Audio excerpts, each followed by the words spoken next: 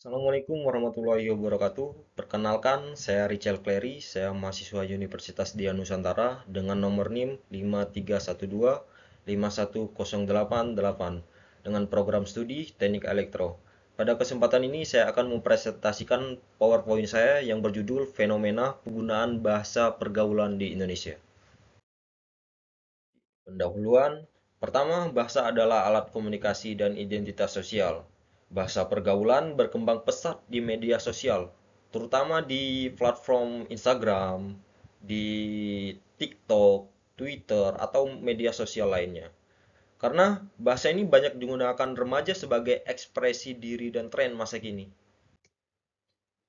Rumusan masalah dan tujuan kita di makalah ini atau di PowerPoint ini adalah saya akan membedah apa sih itu bahasa pergaulan, bagaimana fenomenanya di Indonesia, apa pengaruhnya terhadap bahasa Indonesia. Jadi tujuan kita adalah untuk memahami pengertian fenomena serta dampaknya dari penggunaan bahasa pergaulan ini di Indonesia. Pertama, pengertian bahasa pergaulan. Jadi bahasa pergaulan adalah bahasa non-formal yang berkembang, mengikuti tren dan digunakan dalam komunikasi santai, terutama oleh remaja. Bahasa ini mempererat hubungan sosial, namun perlu digunakan secara bijak agar tidak mengurangi penggunaan bahasa Indonesia yang baik. Faktor munculnya bahasa pergaulan. Pertama, pengaruh teknologi dan media sosial, terkhususnya TikTok, Instagram, Twitter, dan media sosial lainnya. Kedua, globalisasi dan budaya populer asing. Seperti yang kita ketahui, banyak penggunaan bahasa Indonesia yang dicampuri oleh bahasa asing. Ketiga, interaksi lintas komunitas. Karena banyak perkumpulan-perkumpulan remaja masa kini yang sering sekali menggunakan bahasa-bahasa pergaulan itu. Keempat, kebutuhan menunjukkan identitas diri. Seperti kita lihat, bahasa pergaulan itu dianggap sebagai bahasa yang keren oleh remaja-remaja masa kini. Oke, ciri dan contoh bahasa pergaulan. Bahasa pergaulan memiliki ciri utama berupa penggunaan kata yang singkat, santai, dan mengikuti tren sehingga cepat berubah. Bahasa ini dipengaruhi media sosial dan banyak digunakan oleh remaja dalam komunikasi sehari-hari. Contoh yang sering dipakai antara lain baper, gabut, kring, caper, dan mager. Itu banyak sekali digunakan di pesan-pesan WhatsApp ataupun hal-hal yang lain. Oke, kita lanjut ke dampak positifnya. Jadi dampak positif bahasa pergaulan ini, yang pertama itu meningkatkan kreativitas dalam berbahasa.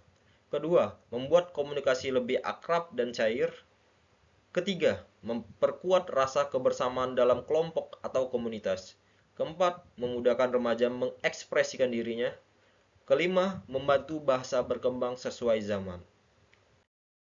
Oke, ketika ada dampak positifnya, pasti ada dampak negatifnya. Pertama, dampak negatif dari bahasa pergaulan ini adalah mengurangi kemampuan menggunakan bahasa Indonesia yang baku. Kedua, menurunkan tingkat kesopanan dalam komunikasi. Ketiga, membuat remaja terbiasa memakai bahasa tidak formal di situasi resmi. Keempat, berpotensi menggeser nilai-nilai etika berbahasa. Jadi kesimpulan pada makalah atau PowerPoint ini, jadi bahasa pergaulan berkembang karena pengaruh media sosial dan budaya populer, terutama digunakan oleh remaja dalam komunikasi santai. Kedua, bahasa pergaulan membawa dampak positif seperti kreativitas dan keakraban, tetapi juga berdampak negatif seperti melemahkan bahasa baku dan kesantunan. Ketiga, bahasa pergaulan perlu digunakan sesuai konteks tanpa mengabaikan pentingnya menjaga bahasa Indonesia yang baik dan benar. Keempat, bahasa pergaulan membantu komunikasi karena membuat interaksi lebih santai dan mudah dipahami antara generasi. Baik, dari saya cukup, lebih dan kurangnya saya mohon maaf. Akhir kata saya ucapkan wabillahi taufiq walhidayah. Wassalamualaikum warahmatullahi wabarakatuh. Terima kasih.